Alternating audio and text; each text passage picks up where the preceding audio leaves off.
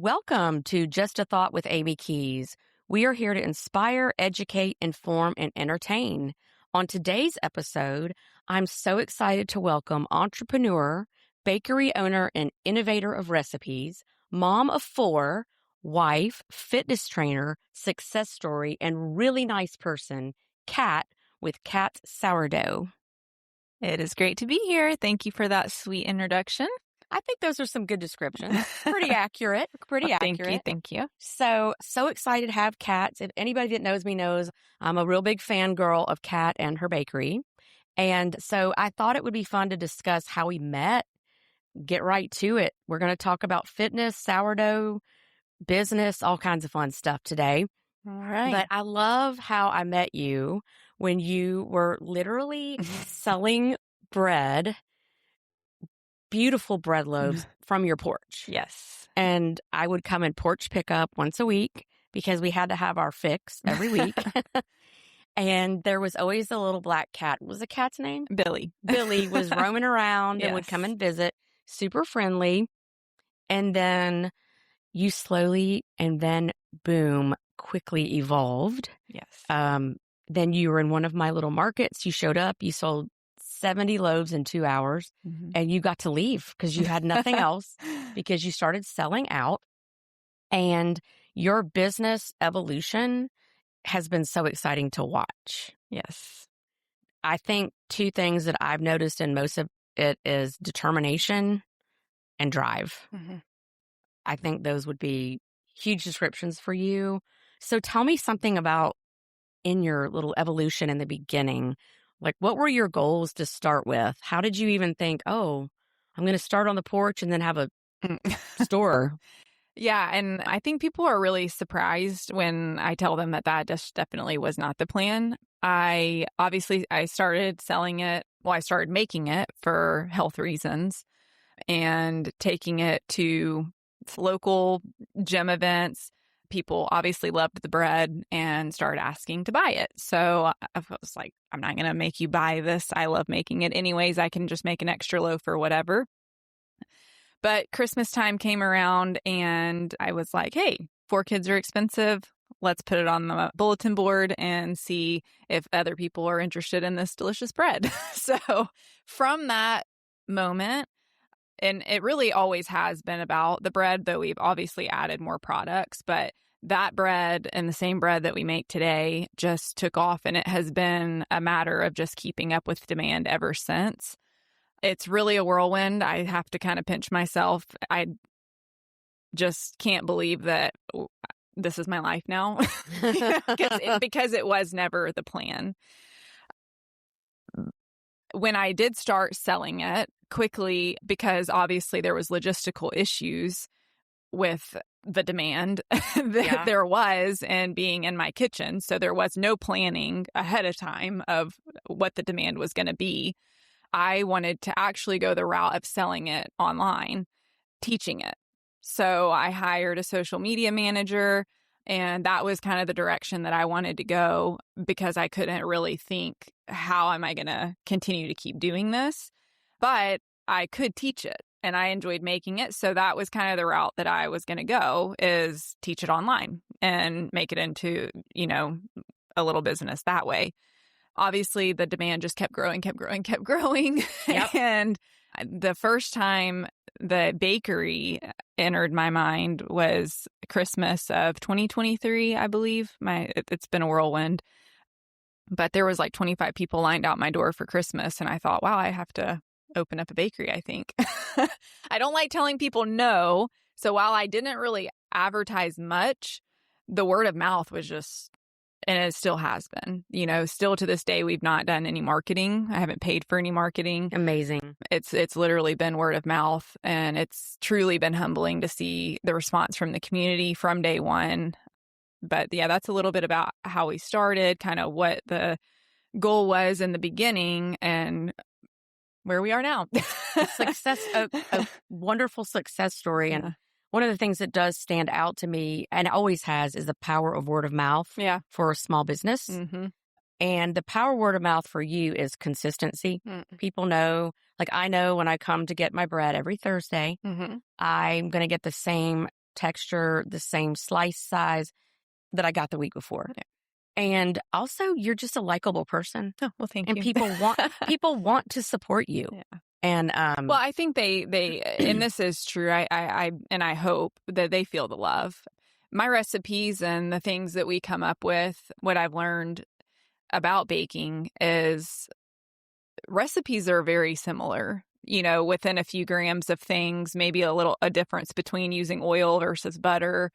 You know, there's some tweaks that you can make, but I think it really, through this process, ended up resonating with me when people used to say, well, no one can make it like grandma. It's the love, you know? Yeah. And I don't know. I just remember thinking, I mean, it's just bread. Like it has to be the love because, but I'm following a recipe just like anybody else can. Yep.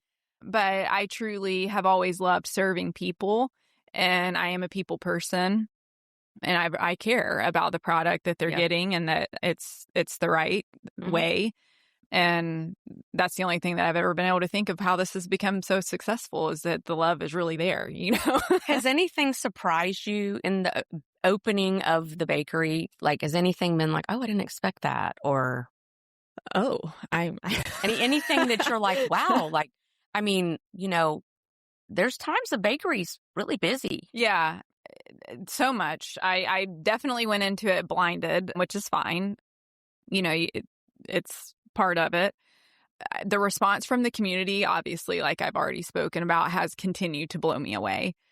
Just the support has truly been overwhelming. The fact that we've been able to hit the numbers that we've hit, I can't believe. I literally vividly remember making 5 loaves in my house, being stressed about how am I going to make 5 loaves? How am I going to make 5 customers happy? You know? Yeah, I remember. And now it's like making 100 loaves a day. Is that how many you make a day of sandwich bread? Of sandwich bread. Wow. And so like that reality just blows me away. Yeah. Just the growth scale Wow. and like what we've been able to accomplish under really not so great circumstances with the building that we're in. I'm so proud of my team. I'm just so proud of where we've come. I was not expecting, again, this just goes into not having done anything like this before. The location that we're in, a lot of people don't know this, but it was built out specifically to be a juice bar. So it wasn't a restaurant. It wasn't a cafe. It wasn't a bakery. It was a juice bar. And that's what it was built out for. And they left their equipment for us. They didn't want to resell it or anything. And that's how the juice bar came to be. But we've had lots of challenges with how to, we are a mini restaurant. We're a cafe type situation and a bakery. And that space is not built out for either. So that was a big surprise for me. Learning that, because I just kept, I in the first few months, I kept thinking, why is this so clunky? Like, why is it so hard? Like, why is this so hard? It doesn't make any sense to me. You know, it's just juices, you know? Yeah. Things are a lot more clear to me now.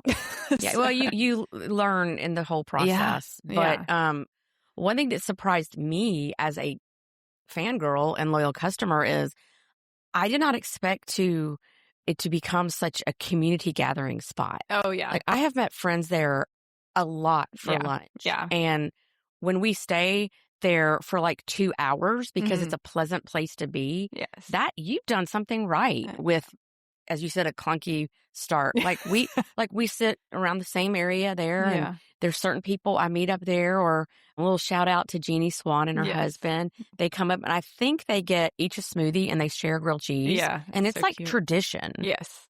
There's people that come up there for tradition. And I don't usually go to a 2-hour lunch, but there's something about cats that makes you want to stay. And I love that. Like, I don't think I could have ever expected, just like it becomes your home.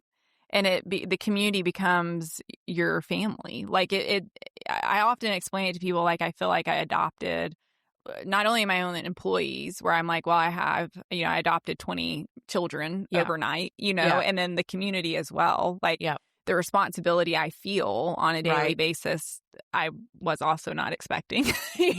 But like seeing the place full, seeing people enjoy themselves, like It's a joy beyond measure, truly. Just trying to create a space where people are making memories. There's a little boy that comes in every Saturday with his father. Oh, It just is the sweetest thing ever, because I know that's something that little boy will remember for the rest of his life, I bet he gets a cinnamon roll. He does every Saturday. And it's and to the point where it's if I don't see him, I'm like, oh, I wonder if they're out of town, Oh, well, you're very invested in the people. Like, anytime I'm in there, if you're able, you go out of your way to talk to me. Yeah. And you're not just like, hey, Amy, we talk for a minute, solve a few world problems, and then say goodbye. And I leave with my sandwich bread and my croutons and my crackers. Yes. So speaking of being in the bakery, what's a day in the life of Kat's sourdough? Well, there's always something. We are working with a very untamed product, unpredictable product. So our day starts at 4 a.m. every single day. And we start making the dough. We're always, like I said, it's a 24-hour, 7-day a week, 365-day a year process, because we're keeping a living organism alive. So that obviously, again, has presented some challenges. It's a difficult business model, but every day I have a baker that gets there at 4 a.m. and they start the process. Typically, the mornings are prep work, for the day. They're getting all the doughs ready that need to be fermented, and prepping and getting everything ready for the day. Having a 7 a.m. open time is challenging. It's industrious. Yeah. Just because there's a lot because the process is slow, there's a lot that has to be done first thing in the morning. So, just even being able to staff that has been a challenge, that 4 a.m. time. But I have bakers, like I said, 4 a.m. Another shift comes in between around 9 o'clock. They stay till around 2 or 3, and then I have another baker that comes in 2 and stays till about 10 or 11. So when your bakers come in that early, are you there too? No. Okay. So that I used to. that is very impressive, because that is your starter, your product. Oh yeah. And you have to really trust your employees. Yeah. You have a lot of trust, and I'm proud of you for that, because it's not always easy. It's not easy to just trust someone with your brand. I remember, when for a good while, not only was I doing it, I was doing it for, several months, and those were some long days, 17, 18 hours, and lots of struggle there. But then having someone else there was almost even harder, because I remember thinking, I wonder if I'll ever sleep past 4 a.m. again, because it'd be 4 a.m. my phone would just start going off, questions, this problem, what do we do here? We've come a long way.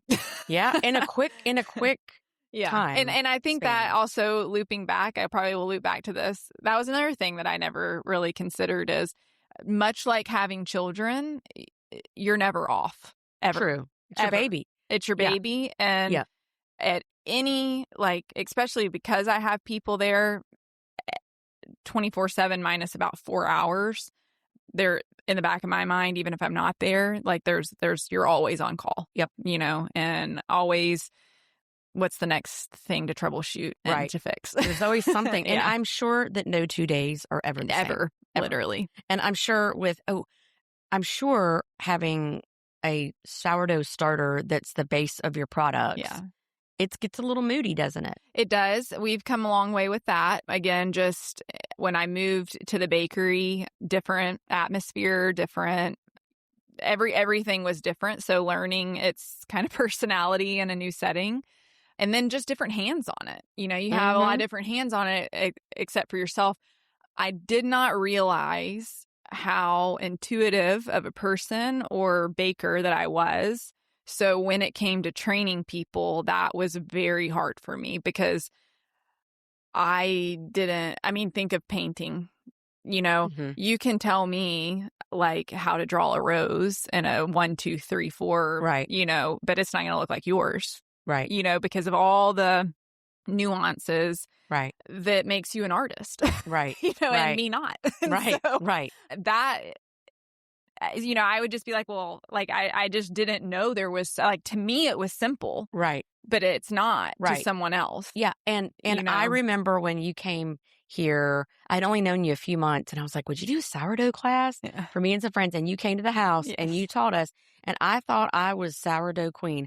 I was making sourdough once a week. I love the process, the kneading. It's so soothing to do all that and then watch everything. But I never had a loaf like yours. So I get it. Like, even you showed me what to do, and I followed the instructions, everything that you told me to do, but I still and it's funny because like I've even had people, I'm like, do they think I'm like holding back or like not telling? Because they're like, well, it didn't turn out like yours or it didn't taste like yours. I'm like, I promise you, I'm telling you everything. But you know, that is like, it took me a minute to realize that that this is an art, it's a skill. And nailing the consistency and knowing what to do in different circumstances and different environments is really the craft of it. And that was really hard to teach. You know, that's why we learned very quickly that we need a small staff and to invest in them, treat them well, because it's just not a cookie cutter process when you're dealing with a wild product. Right. That has a mind of its own. Do you want to tell the listener the name of your starter? Yes. Pally. Pally. And she has been good to me, and like I said, we've come a long way, but I do know that in the beginning, when we opened up the bakery, like there were definitely days that we had to tell people like, hey, we're out of bread because the starter was sick. I like to call it that.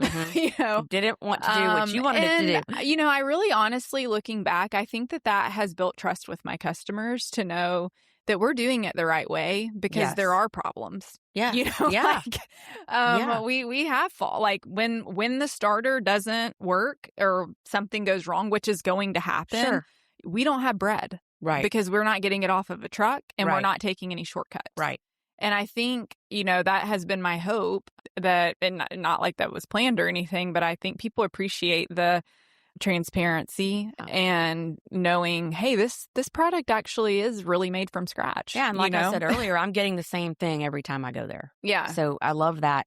Speaking of items that you make, my favorite, well, the list is long, but the chicken salad sandwich is legit. It's my favorite. The salted crackers. The berry blast smoothie is my favorite smoothie. So if you have a whole bunch of people come in and get these things after, you just give me a shout. I love the berry blast smoothie. I just had that really for the first time last week. I like the silver bowl smoothie too, but the berry blast has that little kick of lime. That's so creative. And you make all these recipes. We do, and some even my staff. So now I created them all at the beginning, and then the berry burst actually was a combination of a few of us just playing around one day, which has been really fun. It's burst, not blast. Yeah. My bad. Berry burst smoothie. Yes. So it's so good. That one has like I think we were playing around one day. I can't even remember. And I was like, oh, this is going on the menu. It is so good. Like, this is going on. And that actually recently just happened with another sandwich that's going to be on the menu soon. But it's been our June special. And people, it was literally someone ordered it. They went and ate it, and they came back and they ordered another one. Oh, wow. So we call it the a la Laney. And it's delicious. But she one of the employees, you know, like, and I love that. Like, I love that I kind of give them that space, and they kind of create what their employee meal is, and then they'll be like, yeah, taste this, it's so good, you know. And then it'll end up on the menu. Well, and so I love that you put a pickle on the chicken salad sandwich. That's really special. Yes. And you know, that, just so you know, has been a challenge, because finding pickles is not easy. Now we make them in-house. That's new, but up until this point, probably 4 weeks ago, I'd have to go to Sprouts and get the little bitty, 8-ounce jars of pickles. Oh, wow. Because literally everywhere else you can't find pickles without preservatives, food coloring, something. So, yes, the pickles are... The pickle is like the most perfect little special touch, but it's the chicken salad, that whole thing. And I have to have my chicken salad with a little lightly toasted bread. Yes. So I do believe... Have you told me in the past, or maybe you made a post about it, that the bagels are the most time-consuming product to make? Oh, yeah. They are definitely by far our most time-consuming 16-hour process. Wow. They're They're our babies. They're a labor of love. They are a labor of love. So I just don't truly think people realize how much our hands are on each one of those and the full-blown process. Well, the cheddar jalapeno bagel, so good. 10 out of 10. Oh, yeah. Doesn't need anything on it. No.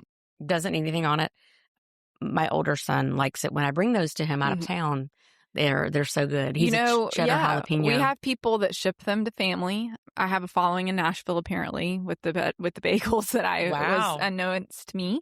Awesome. But the bagels are definitely getting out there. Like I said, it's always been about the bread from day one. I had just started doing bagels, like, I don't know, maybe 6 weeks before we opened up the bakery.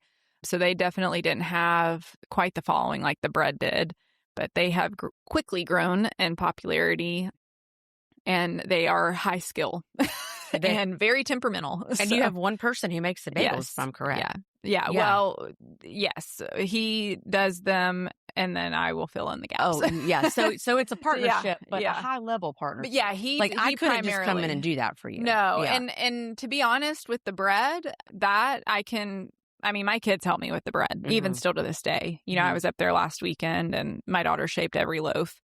Love it. And I can walk people through that. I always tell people, if the dough is where it needs to be, then I can get you to shape a successful loaf of bread. So if you have a following in Nashville, do you think you'll ever have multiple locations? We definitely, it's on the table there. You know, when you get into this business, it's like, wow, the opportunity, when you look back at the growth that's been had in such a short amount of time, you can't help but think of where the future lies, you know? Yeah. And there's so many different directions that we could go. I'm not going to lie, like the juice bar side has been the harder part of the process, just maybe because it's not where my expertise was. Right. I think I was prepared as I could have been to open up a bakery, but that whole aspect was definitely, I was blindsided by, and really just learning health code and, you know, just prep. So much, you know. But, a second location is definitely something that we talk about very frequently. We were just waiting for the right space. We've had a couple of people actually reach out to us, but we want it to be the right time, you know, for the business. My employees, bless their hearts, they've definitely grunted through a lot the last year and a half, and they're committed to the mission and the vision, but I want it to be the right time. I don't want to put unnecessary strain on us. But we definitely have looked at a second location. We flirt with that, and then just diving into just shipping out the bread, just making tons and tons and tons of bread and shipping it. Not that we can't do both. Right. But we kind of flip-flop back and forth of kind of which direction we want to go. Cool. Immediately. But just wholesale production of the bread has been something that we've really highly considered as well. Well, in all the growth, and we've gone back to growth a lot, but there's been so much growth. That's one of the reasons I wanted to have you on the podcast.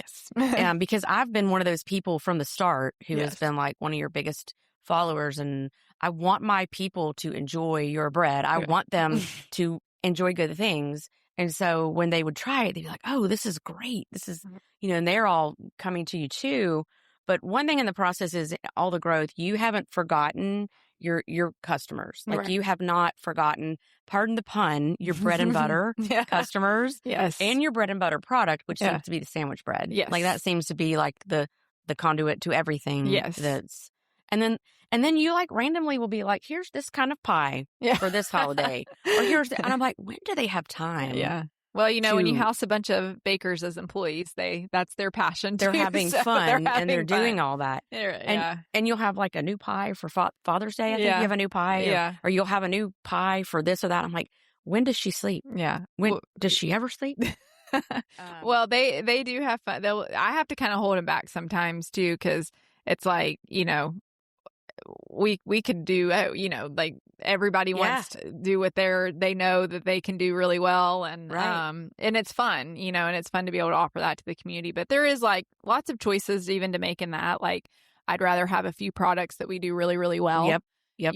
So just kind of like battling that. And just people ask a lot, hey, can you make a cake or a cupcake? Or, it's just it's a hard balance of knowing like what to really bring on as staple products. Right. And there's so much to think through all the time. Well, I'm never mad at a cat sourdough cookie. The chocolate chip cookies are so good. Yeah. And there's so much chocolate. You're not chintzy with anything. Ingredients ever.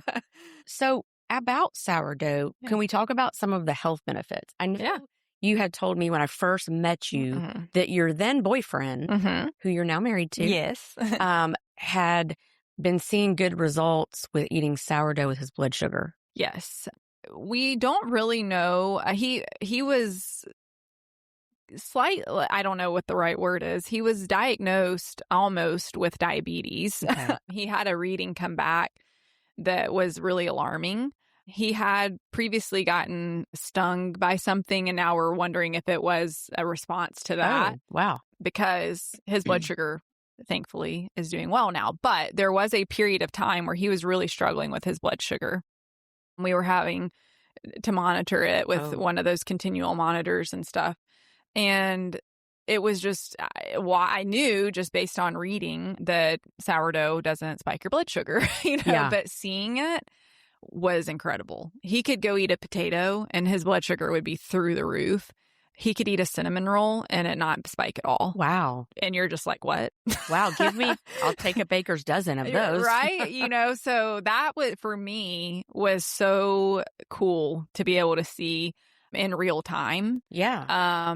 And so, I can't, I've said this a million times. I wish my biggest dream is to have a wall of like success stories, of my customers, because I've had people literally in tears come to me and say, this is the only bread that I can eat. And people that haven't, and I know it might seem like a silly thing, but from the beginning, I've never really known the words to just accurately describe what I'm trying to say, but being able to provide bread to somebody is such a cool thing. It's a staple, and it's right. People really enjoy bread, Yeah, we do like carbs. Yeah. And we can tell ourselves it's kind of good for us. It makes it easier even to like it more. But a friend of mine cannot have any gluten at all. She cannot have any cross-contamination from it either, and she can go to your bakery. Yeah, and while I can't advertise for celiac, that we, people that have celiac can have my bread, I cannot tell you the amount of customers that do have it that eat my bread. And it's just so rewarding. I mean, people that have sworn bread off for years that are getting something that not only that they can eat, but they enjoy. They can have sandwiches. They can have sandwiches. Yeah. Because let's be honest, gluten-free bread just isn't good. Like, it might be an option for somebody, but they're not enjoying it. Right. It's what they're forced to eat. Right.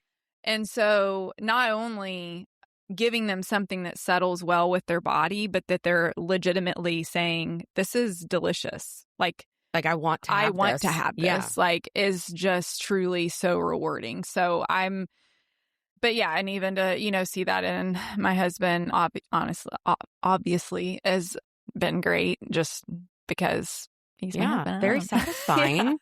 Well, speaking of your husband, this is a great chance to talk about the fact that y'all are both fitness trainers. Yes. And also own a gym. Mm-hmm. And I have fitness questions. Yeah. And I want to talk about fitness because as a middle-aged woman, I know there's so much importance of lifting weights and keeping strength and all that, and I do all that. Yeah. But what is it like to own a bakery and a gym at the same time? Some people may say those kind of contradict each other. Yeah. But they really don't when it seems to be working out pretty well. Yeah, and it doesn't. I try to tell people that, when my big thing when it comes to nutrition, I've always been more on clean eating. Yeah. I think everything in moderation. So I obviously don't do a lot of low carb, low fat, but you're getting clean ingredients. You're getting real eggs. You're getting real butter, Yeah. And I believe that personally has worked for me and it is, part of a healthy diet, I think that the businesses have merged really well. like I said, I got into sourdough because I was cleaning up my diet. Right. Which came from the gym. Right, right. You know, I was coaching for 6 years full time. That really is my passion. And like I said, the bakery was just happened because I was truly happy with where I was and doing that as a career, helping people clean up their diets and be healthier. The bakery is just an extension of that and gives me a bigger platform to be able to provide these healthier options for the community. Even outside of, that's where I love to talk to people about nutrition is I would rather you eat whole natural foods than be on some low carb, highly processed food diet. Right. Right. And there's so many fads and things and there's so much content out there, especially, with the World Wide Web telling, you got one trainer on a page telling you to do this and another telling you this, and they're all Instagram people. Yeah. And I don't know if they really even know what they're talking about. They might, but I never know what is right or what is. There's so much conflicting information out there. Yeah. And that's why I really like to take it back to the basics with people. If you can't read it, you probably shouldn't eat it. Just because it's on the shelves doesn't mean that it's meant for human consumption. I'm sorry that that's the situation that we're in right now, but it is. Yep. And so, I just try to offer people foods that are natural, that come from the earth. Yeah. In the most simplistic way. I know. I'm much more concerned about that than the calories. Not to say eat 10,000 cinnamon rolls a day, but like I said, I do believe in everything in moderation. And I do believe getting back to the basics, making things simple. It's not that hard. It's not. Yeah, we overthink it. We overthink it. And people I'm a big believer that a lot of people are walking around inflamed, not overweight. That's a good point. I could see that from their diet. Yeah, from their diet. Yeah. We're like I said, we're eating things that weren't meant for human consumption. So well, what are some things that are routines you recommend as a fitness guru of food? I mean, technically, you guys, some people could say a bakery and a fitness. I don't know if anybody's ever said that. Oh, they do. Owning both, but they kind of work in tandem with each other. Yeah. If one is healthy, whole, simple foods, and the other is your exercise, because you can't outrun a fork, as they say. Right. So what are some daily routines? Like when somebody comes in to you and is a new client and they're going to work out with you, are you saying walk 3 days a week, do weights 3 days a week? Well, there's so much conflicting information in that too. Yeah. I am a huge believer in weight training. I think it is highly underrated. I think that women in particular shy away from it. I think it's really misunderstood. And that is where I spend a lot of my time and where my passion is specifically with women in weight training and getting them to understand why it's important, because they're the most scared. I hear all the time, I don't want to be bulky, or it's heavy, it's hard, I'm going to get hurt. Right. There's so much. Right. But exercise really shouldn't be complicated. But I am a big believer in trying to get women in the gym and lifting weights at least 3 times a week and staying active. That's the main thing. Outside of that is whatever that needs to be for you. Walking, pickleball, swimming, I don't care. Movement. I try to do a balance of everything, especially being in menopause. You really have to keep the muscle and all that. And I was at my gym a few weeks ago and we were lifting kettlebells and the trainer came up and said, Amy, you can lift heavier than that. Yeah. And I was like, me? Women Are you don't talking know to that. me? Yeah. Like, wow. And so she's like, take this instead of that. And I was like, wow, she's seeing me progress. Yes. And that's so rewarding. Progressive overloading is often missed, especially again with women. I think a frustrating part in the industry is that everybody thinks they can train and there is a science behind it.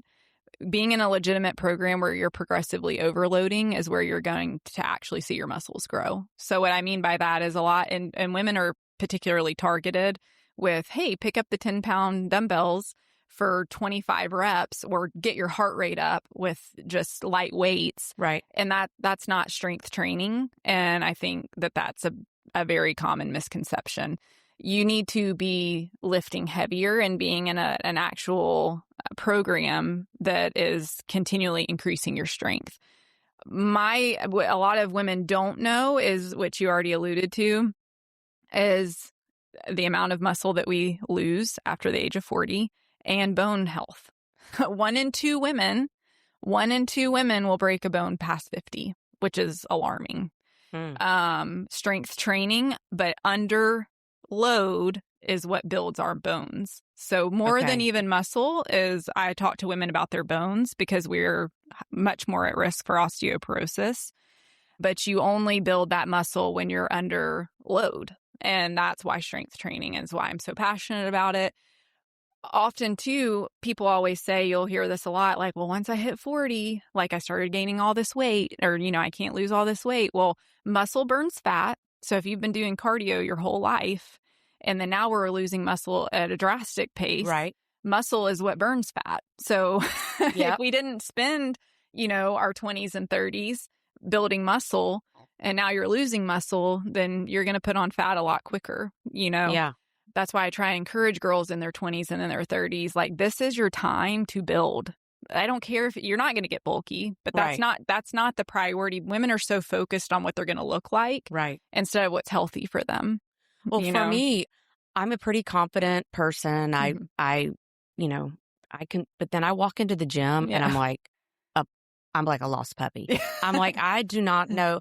I feel very vulnerable when I'm in a gym at 53 years old. Yeah. And I listen to them and I do what I'm supposed to do. And I'm really humble about modifying. Yeah. Because with, some herniated discs in my back and 26 years of painting my neck has taken an arthritic toll. So there's things I'm not willing to do. And one of the sweet trainers there said the other day, he said, can you not do that? Do you need help? I think it was something with my vertigo. I can't do sit-ups. I was like, I'd never met him before. And I was like, I have to modify a lot. And I said, I'd rather be here and do a little than nothing. And he was like, yeah, give me 5. Yeah. Like, that's the attitude. Yes. Because I can't be like the guy that's next to me with, lifting huge weight. I'm not trying to be that. Yeah. But I do think women, we do care so much how we look that that I just want to be strong and not break things. That's right. And everybody, like,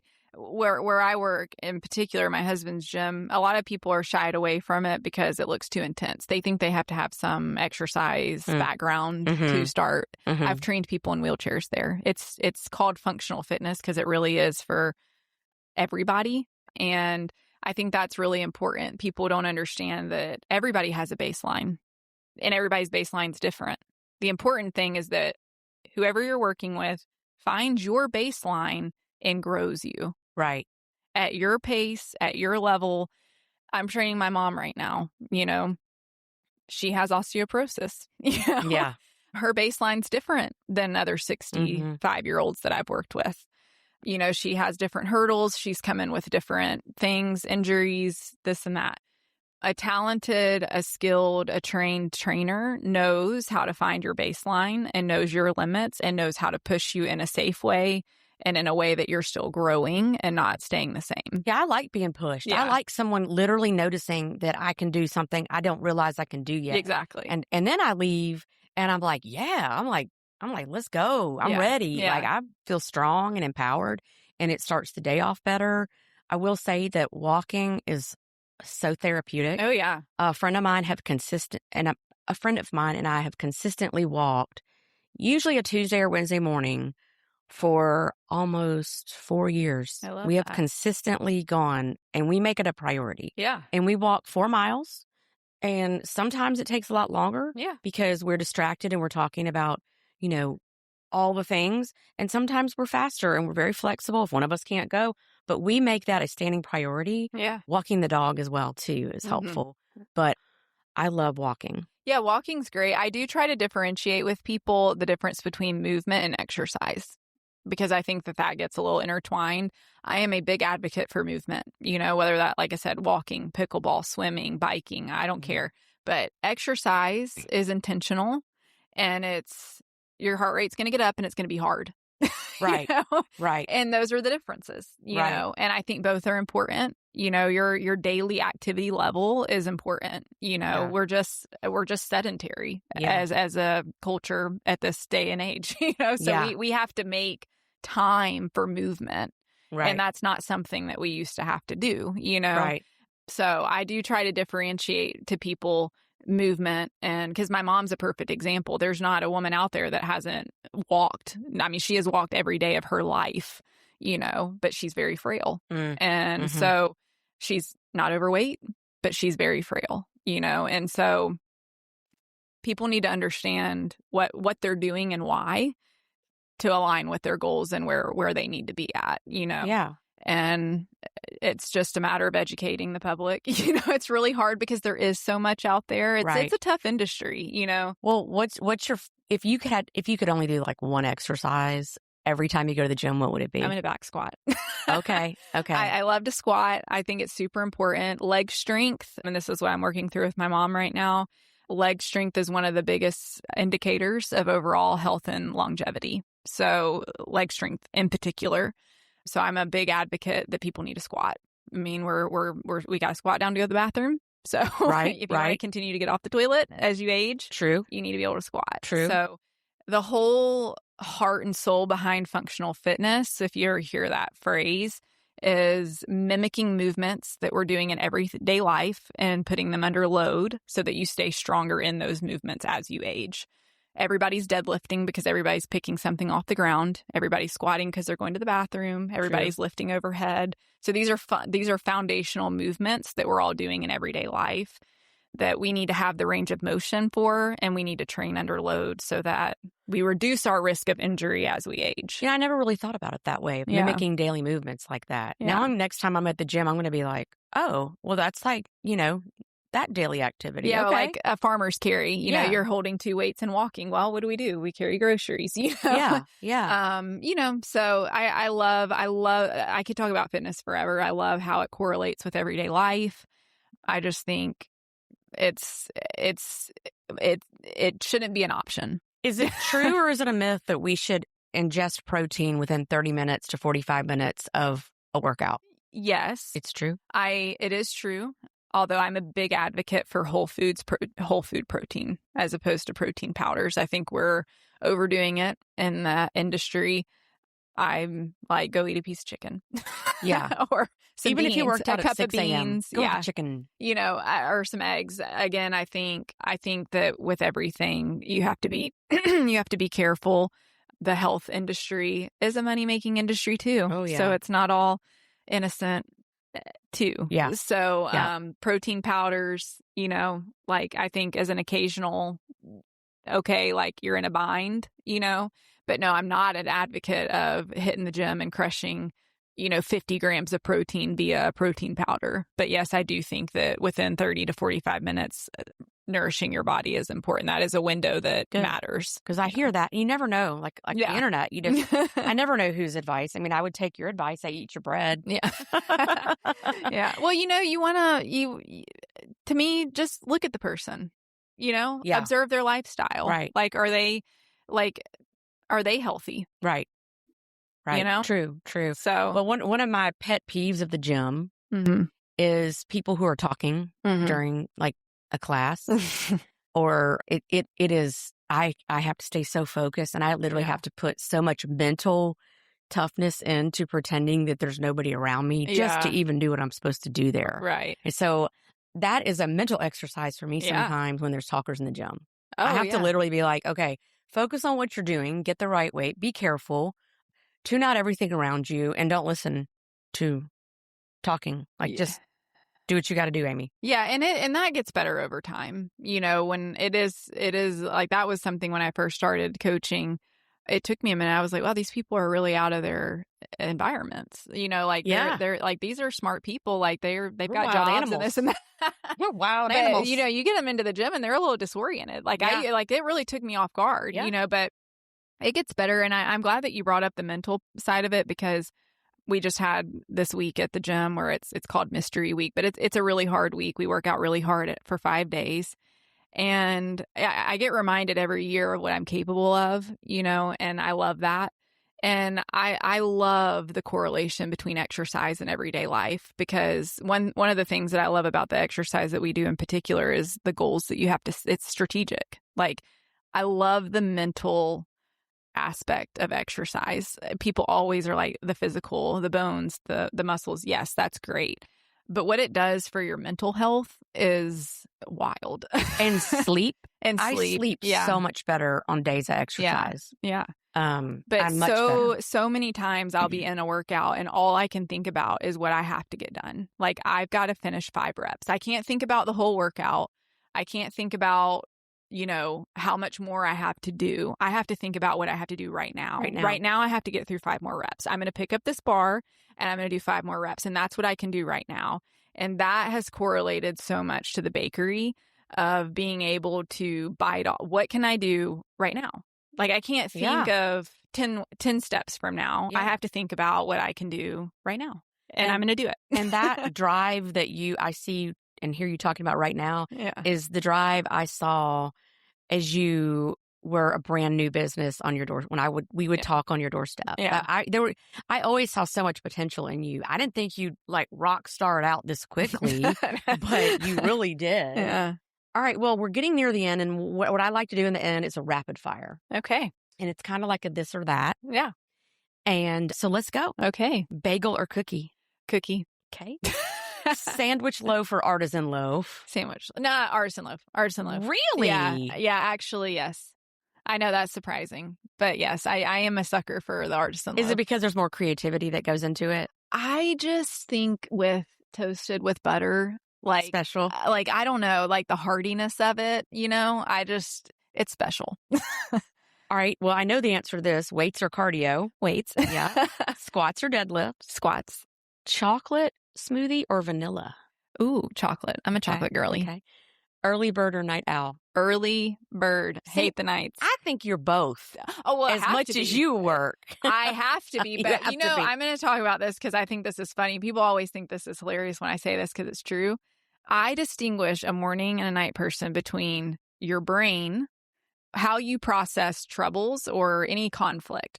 In the morning, someone can come to me with everything's failing, the building's on fire, and I'm like, okay, that's fine. We're going to fix it. You come to me like that at nighttime, and I'm going to cry. Yeah. Okay. Okay. My ability to process is, just not there at nighttime. I'm much more stressed if stressful situations come up. My tolerance is just What not time there. do you usually wake up every day? Now I'm kind of like, my kids are older. I'm kind of in that like 6 o'clock, 7 o'clock. No. But I used to be a strict 4 a.m. Oof. Yeah. Wow. So this is feeling really luxurious.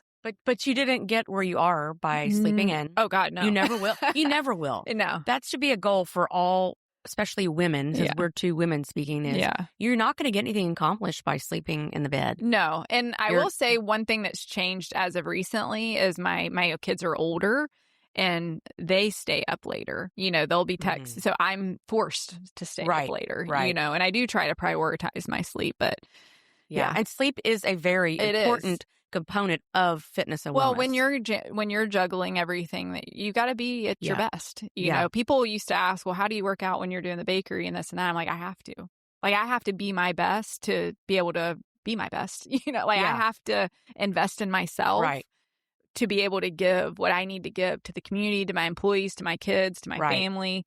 Like, I still prioritize self-care, and very much so. And so that's not sleep, easy. That's exercise. There's a lot of demands on us. Oh, yeah, absolutely. Smoothie or acai bowl? Smoothie. Okay. I've never had one of your acai bowls, by the way. I tasted... I've never had one. Yeah, I never had one before I opened. So oh, wow. I was like, wait, what's an acai bowl? I have a friend who routinely goes in there like once a week for one. The berry buzz is delicious. I do love it. I don't know. Well, one thing I know, I love the croutons. I mean, I love everything there, but the croutons are so good. Yes. And I was going to ask you croutons or crackers. Crackers. Okay. Well, you have your crackers, all the croutons. Although I really do like your crackers. There's nothing there that I don't like. Yeah. There's not. Everything's delicious. Thank you. It's amazing to have you. The community is so proud of you because you have put a community together at Cats. It's like a cult following there. I don't think I might have said it earlier. Yeah. You literally cannot go there without seeing someone I know. Yeah. And sometimes I love that. I went to Cats to get a loaf of bread and 30 minutes later because we're all talking in there because we're all, what'd you get? How you doing? It is a lovely community. Yes. It's a wonderful addition. I know that Germantown, Memphis, and beyond, apparently Nashville, now that you're shipping to them, are really proud of you. And we really love to eat what you bake. Well, thank you. So I just want to leave us with what is one word, and if one word doesn't work, what's a paragraph or a few sentences that would describe Cat Sourdough? I hope love and commitment to quality, trust. Those are things that come to mind. I think that's huge in this day and age. And I hope people trust what we're doing and trust that we're doing it the right way and truly have a love and a passion for providing for the community. That truly is what sums us up. And as the consumer of your product and someone who goes in there frequently, I feel all that. So, well, everybody, we are so happy you tuned in today. A fun little fact here is Kat is my first official podcast guest. And she really made it quite easy on me because she's very conversational, very informative, and just a lovely lady to have on. Thank you. So we really appreciate you. Everybody check out Cat Sourdough. We will make a post about her and have her socials and everything and links to her page and everything. Although I think half my listeners probably already go there. So everybody, till next time.